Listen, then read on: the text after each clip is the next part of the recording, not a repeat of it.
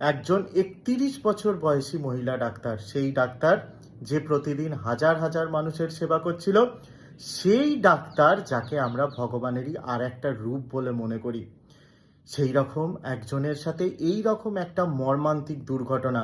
এটাকে দুর্ঘটনা বললেও ভুল বলা হবে, কারণ এটা জেনে শুনে ঘটানো একটা ঘটনা। মাঝে মধ্যে এই সব ঘটনা দেখার পর নিজেদেরকে মানুষ বলে পরিচয় দিতেও আমার মনে হয় লজ্জা করে আমার। কি করে নিজেকে মানুষ বলে পরিচয় দেবো? মানুষ হলে এই রকম ভাবে অত্যাচার করা যেতে পারে? একজন মানুষকে বেঁচে থাকা অবস্থায় রেপ, মরে যাওয়ার পরে রেপ, এমনভাবে গলার হাড় চেপে ধরা হয় যে গলার হাড়টাই ভেঙে যায়, চোখ দিয়ে কান দিয়ে রক্ত বেরিয়ে আসে, যৌনাঙ্গে ক্ষত, সারা শরীরে এত এত ক্ষত। মানে কতটা অত্যাচার করলে তবে একটা মানুষকে এই রকম পর্যায়ে নিয়ে যাওয়া যেতে পারে? মানে ভাবুন তো, আজকে আমাদের ঘরেরই সে একজন দিদি বা সে আমাদের ঘরেরই একজন বোন, আমরা যদি এখনো না আওয়াজ তুলি আর কবে তুলবো? এখনো কিছু মানুষের কোনো হেলদোল নেই। তারা ভাবছে যার ঘরে হয়েছে তার ঘরেই হয়েছে, কিন্তু যে হারে এই জিনিসটা বেড়ে চলেছে তাতে আমার বা আপনার ঘরে ঢুকতে কিন্তু বেশি সময় লাগবে না। আজকে আমরা ভুলিনি যে যাদবপুরে কি ঘটেছিল। যাদবপুরে এমন একটা ঘটনা ঘটেছিল, তার একটা বছর ঘুরতে না ঘুরতেই আবার কিন্তু যাদবপুরে একই ঘটনা ঘটল, কিন্তু ছেলেটাকে চোর আখ্যা দিয়ে তাকে হসপিটালে ভর্তি করে দিয়ে সেখান থেকে তাকে বের করিয়ে দেওয়া হলো। দেখুন, ঠিক আর কিছুদিন পরই ঘটে গেল আরজি করের মতন এইরকম একটা হসপিটালে এত বড় একটা মর্মান্তিক দুর্ঘটনা। একটা মানুষ 4টের সময় ঢুকে 4:45 সে বেরোচ্ছে, কোনো মানুষের কি প্রশ্ন উঠবে না? সবাই কি বোকা? মুখ্যমন্ত্রী আমাদের বলে দিলেন যে ফাঁসি হয়ে যাব না। কেন ফাঁসির তলব? কেন ফাঁসি দিয়ে দেওয়ার এত তাড়া? নিশ্চয়ই ভেতরে অন্য কেউ আছে, নিশ্চয়ই এমন কোনো মাথা আছে যেটাকে আড়াল করার জন্যই এইরকম একটা সিদ্ধান্ত।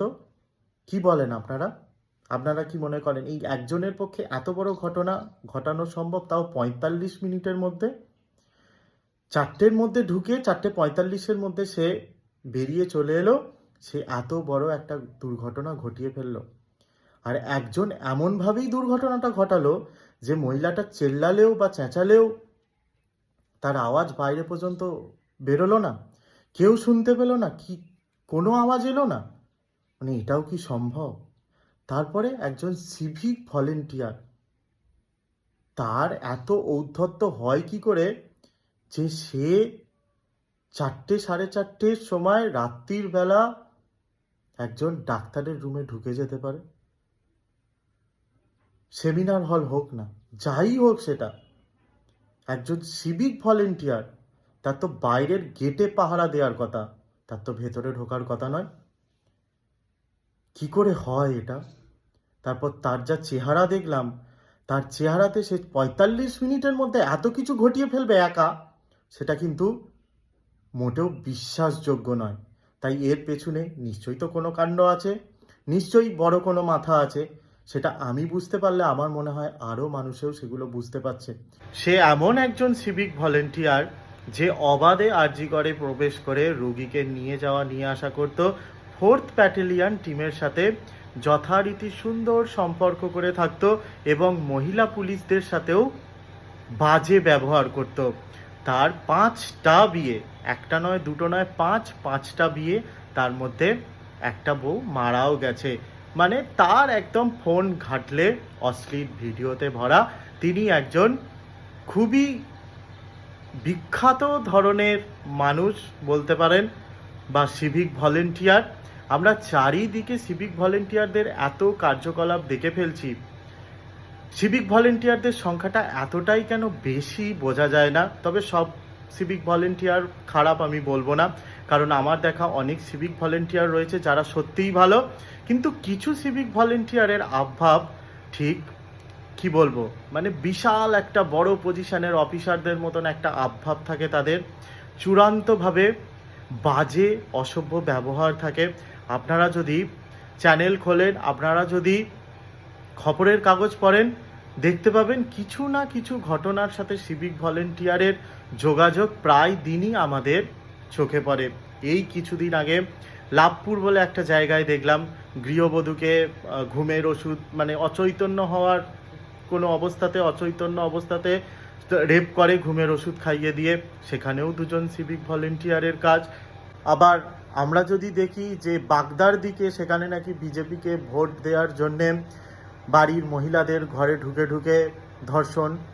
মানে মোটামুটি সিভিক পুলিশ অফিসাররা যারা 2 সপ্তাহ ট্রেনিং পেয়ে এত বড় একটা পোস্টের চাকরি করছে, তাদেরকে এতটাই তোল্লাই দিয়ে রাখা হয়েছে যে তারা খুন, ধর্ষণ, তোলাবাজি সব কিছুর সাথেই নিজেদেরকে জড়িয়ে ফেলছে।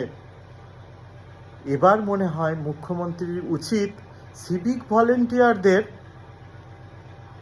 আসল যে কাজটা সেটা দেখিয়ে দেওয়া। কারণ তাদের যদি এইভাবে ঔদ্ধত্য বাড়তে থাকে দিনের পর দিন, তাহলে হয়তো সাধারণ মানুষের পক্ষে বেঁচে থাকাটা খুবই কষ্টদায়ক হতে পারে। তবে সব সিভিক ভলেন্টিয়ারের ক্ষেত্রে আমি বলছি না, যারা ভালো কাজ করবে তাদের জন্য প্রমোশনের ব্যবস্থা করা হোক, তাদেরকে আরও ভালো জায়গায় কোনো পজিশানে নিয়ে যাওয়া হোক। কিন্তু এই রকম সিভিক ভলেন্টিয়ার যাদের নামে সত্যিই কমপ্লেন আছে, তাদের দিকে এবার মনে হয় মুখ্যমন্ত্রীর একটু তাকানোর সময় এসছে। না হলে একের পর এক এই রকম ক্রাইম বাড়তেই থাকবে। দেখলাম তা যেদিন এই ঘটনাটা ঘটলো 9ই আগস্ট, মানে সেই দিনকেই আবার দেখলাম যে বর্ধমান, পূর্ব বর্ধমানের একজন সিভিক পুলিশ সুশান্ত রায়, তিনি স্টেট জেনারেল হসপিটালেরই একজন ডাক্তারকে বলেছে, মহিলা ডাক্তারকে, দেখেছেন তো আরজি করে কি হয়েছে, ঠিক আপনার এইরকমই অবস্থা করব। মানে সে এখনো কেন ঘুরছে বুঝতে পারছি না। সে করব বলেছে, সে মাতাল অবস্থাতে বলুক, যে অবস্থাতেই বলুক, সে এতদূর যখন পৌঁছাতে পেরেছে, তার পরবর্তী ঘটনা হচ্ছে সে কিছু ঘটাবে না সেটা তো নয়। তাকে ওই জন্যে একটু হলেও বোঝানো উচিত সরকার পক্ষ থেকে বা পুলিশের পক্ষ থেকে, যে সে যেন এই রকমভাবে থ্রেট আর না করে। এরপর আসি আমাদের মহান প্রিন্সিপাল সন্দীপ ঘোষকে নিয়ে, যার নামে কেচ্ছায় ভরপুর হয়ে রয়েছে চারিদিক। সন্দীপ ঘোষ এর আগেও নাকি 2বার তাকে সাসপেন্ড করা হয়েছিল। তিনি এত মহান একজন প্রিন্সিপাল যে ওনার বিরুদ্ধে কেউ গলা তুললেই তিনি নাকি সেই ছাত্রছাত্রীকে ফেল করিয়ে দেন। তিনি একজন মহান প্রিন্সিপাল, তিনি স্টক গণ্ডগোল করে ফেলেন। তিনি এমন একজন মহান প্রিন্সিপাল, তার বিরুদ্ধে যারা গলা তোলে, সিনিয়রদের সাথে হাত মিলিয়ে সেই সব স্টুডেন্টদের তিনি র্যাগিংও করান। মানে তিনি মধ্যা কথা একজন ভালো মানুষ, মানে ভালো প্রিন্সিপাল, ভালো মানুষ, যে আমাদের পরবর্তী প্রজন্মকে বা বলুন আমাদের জেনারেশনেরই কিছু আমাদেরই বন্ধু বান্ধব রয়েছে, ডাক্তার বন্ধু বান্ধব, যাদের সাথে উনি মানে কি বলবো, মানে হতে পারে তিনি একজন খুবই শিক্ষিত মানুষ, কিন্তু তিনি কি রকম পর্যায়ের শিক্ষিত তার কিছু আমি কথোপকথন দেখলাম, যে মেয়েটির রাত 3টে পর্যন্ত সেমিনার হলে থাকা উচিত হয়নি, কেন সে থেকেছে। তার মানে মেয়েটির ডিউটি থাকবে, তারপরে মেয়েটি কি করবে? সেমিনার হলে না থাকবে তো কোথায় যাবে? তারপরে তিনি বলেন মেয়েটি নাকি আত্মহত্যা করেছে। মানে তিনি কত তাড়াতাড়ি সব কিছু ডিসিশন নিয়ে ফেলেন নিজে নিজেই, যে একজন মানুষের এই রকম ভাবে একটা মহিলা উদ্ধার হলো, আত্মহত্যা করলো। মানে সে নিজে কেটে কুটে ছিঁড়ে ছাড়ে, তার মানে কি বলবো, জামা কাপড় ছেঁড়া ছুরি অবস্থাতে সে কি করলো না, সব কিছু ছিঁড়ে ছাড়ে রেখে দিয়ে সে আত্মহত্যা করলো। মানে কীরকম ধরনের শিক্ষিত, কী লেভেলের শিক্ষিত! আমার মনে হয় তার থেকে আমরা যারা অশিক্ষিত তারা মনে হয় ওনার থেকে শিক্ষিত বেশি।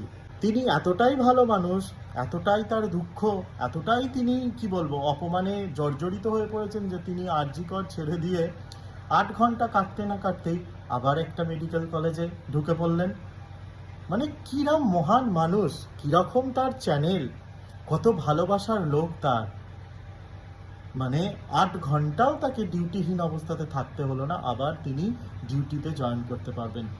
আমার মনে হয় সিএনএমসির সমস্ত স্টুডেন্টদেরকে উনি ঢোকার আগেই দূর দূর করে গেট থেকে বার করে দেওয়া উচিত। তাতে স্টুডেন্টদের যা হবে হোক, আজকে বাংলাদেশের সিচুয়েশনটা দেখতে পেলেন, তাই স্টুডেন্টদেরকে খেপানোর ভুলটা মনে হয় এত তাড়াতাড়ি ওয়েস্ট বেঙ্গলের মুখ্যমন্ত্রী করবে না। কারণ তিনি বুঝে গেছেন বাংলাদেশকে দেখে, আর বাংলাদেশ খুব একটা দূরে যে তা নয়, ওয়েস্ট বেঙ্গলের খুব কাছাকাছি। সেই জন্য আমার মনে হয় সেখানে স্টুডেন্টরা যদি সব কিছু বদলে দিতে পারে, এখানকার স্টুডেন্টরা কিছুই করতে পারবে না সেটা তো হতে পারে না। যাদবপুর ইউনিভার্সিটির স্টুডেন্টরা যদি ক্যামেরা লাগাতে দেবে না বলে আন্দোলন করতে পারে, আমার মনে হয় আরজি করের স্টুডেন্টরা ক্যামেরা লাগাও বলে বা সিসিটিভিগুলোর উন্নত ব্যবস্থা কিছু করার জন্যে, সিসিটিভিগুলোকে ঠিক করার জন্যে আওয়াজ তুললে কিছু তো একটু হবেই। আমার মনে হয় চারিদিকে এবার স্টুডেন্টদের একটু জাগার সময় এসছে। কারণ সব জায়গায়, সব ইউনিভার্সিটিতে, সব জায়গায় শুধু মদের বোতল, গাঁজার প্যাকেট, মানে আরজি করেও সেই সেম অবস্থা, যাদবপুরের মতন মদের বোতল পাওয়া যাচ্ছে, বিয়ারের বোতল পাওয়া যাচ্ছে। মানে কারা খায় মদগুলো, কারা খায়? স্টুডেন্টরা খায়। সবটাই কি স্টুডেন্টরা করে? হতে পারে না। আমার মনে হয় যে স্টুডেন্টরা করে ঠিক আছে, তারা করে, কিন্তু যারা করে না তাদের এতটাই ওইটার বিরুদ্ধে প্রোটেস্ট করা উচিত যাতে এগুলো সব বন্ধ হয়ে যায়। কারণ স্টুডেন্টরা চাইলে সমস্ত কিছু হতে পারে। আজকে ওয়েস্ট বেঙ্গলে এত বড় বড় ঘটনা ঘটেছে, তারপরেও কোনো সুরাহা হয়নি। যাদবপুর ইউনিভার্সিটির কিছু বদল হলো কি আমি জানি না, কারণ বদল হলে 1 বছর পরে এই ঘটনা আবার ঘটতো না।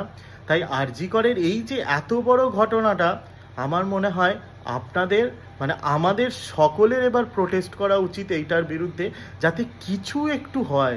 না হলে এইভাবে রাজ্যটাই রসাতলে চলে যাবে। রাজ্যটা রসাতলে চলে গেলে আমাদের বেঁচে থাকাটাও কিন্তু দুর্বিষহ হয়ে উঠবে।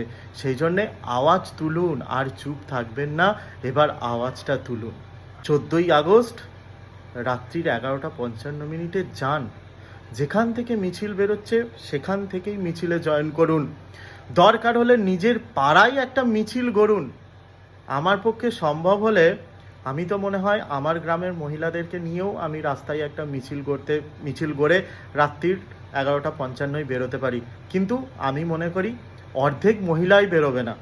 যারা এই ভিডিওটা দেখবেন তারা যদি মনে করেন রাত্রির 11:55 আপনারা একটা মোমবাতি জ্বালবেন, কি একটা কালো ব্যাজ পরবেন, রাস্তায় না বেরোলেও নিজের বাড়িতে অন্তত একটা ক্যান্ডেল জ্বালান, একটা কালো ব্যাজ লাগান, কি কালো ব্যাজ না থাকলে একটা কালো ড্রেস পরুন, সেইটাই আপনারা সোশ্যাল মিডিয়াতে আপলোড করুন আপনারা সোশ্যাল মিডিয়াতে, আপনারা প্রোটেস্ট করুন এইটার বিরুদ্ধে। নাহলে কিন্তু পরবর্তীকালে নিজেদের পজিশনটা কি হবে, নিজেরা কোথায় যাবেন ঠিক করে বুঝেও উঠতে পারবেন না। সেই জন্যে বারবার বলছি, আওয়াজ তুলুন, আওয়াজ তুলতে হবে, এইটাই সময় কিন্তু আওয়াজ তোলার। চারিদিকে যে মহিলাটির রেপ হয়েছে তার ফটো না আপলোড করে, জানেন কি, জন রেপ ভিকটিমের ফটো আপলোড করা বা তার আইডেন্টিটি রিভিল করা, এটা কিন্তু আইপিসির 228A এই অনুযায়ী কিন্তু এটাও একটা ইললিগাল অফেন্স। তাই সেই জন্যে সেইটা না করে আমি বারবার বলছি 14ই আগস্ট বা 15ই আগস্ট আপনারা রাত 11:55 পরে নিজেদের বাড়িতে মোমবাতি জ্বালান, নিজেরা কালো ব্যাজ পরুন, নাহলে কালো ড্রেস পরুন, নিজেরা ফটো তুলুন, আপলোড করুন।